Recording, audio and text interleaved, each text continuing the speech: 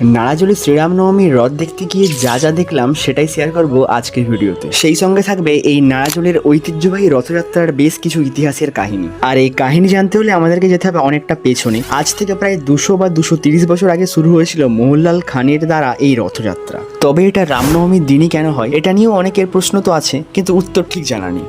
কথায় আছে শ্রীরামচন্দ্রের কৃপায় নারাজলের রাজা তার পুত্র সন্তান লাভ করেছিলেন, আর সেই দিনটি স্মরণীয় করে রাখার জন্যই শুরু হয় রামনবমীর দিন রথযাত্রা। তবে রাজাদের আমলের রথযাত্রা ছিল এখনের থেকে অনেকটাই আলাদা, কারণ রথের সামনেই থাকতো দুটি বড় বড় সুসজ্জিত হাতি, তারপর থাকতো 50 জন ঘোড়সাওয়ার এবং তারপরে থাকতো 50 জন লাঠিওয়াল। সেই সঙ্গে থাকতো সুসজ্জিত রথ এবং সবশেষে পালকিতে থাকতো রাজা ও তার পরিবারের সমস্ত সদস্যরা। বর্তমানে এই রথ দেখার জন্য বহু দূর দূরান্ত থেকে মানুষজন ভিড় করে নারাজলে এই রামনবমীর দিন। তবে এই রথের কোনো উল্টো রথ নেই, এই দিনই রথ যায় নারাজল থেকে লঙ্কাগড়ে, আবার পুনরায় লঙ্কাগড় থেকে নারাজলে ফিরে আসে ওই রাতেই।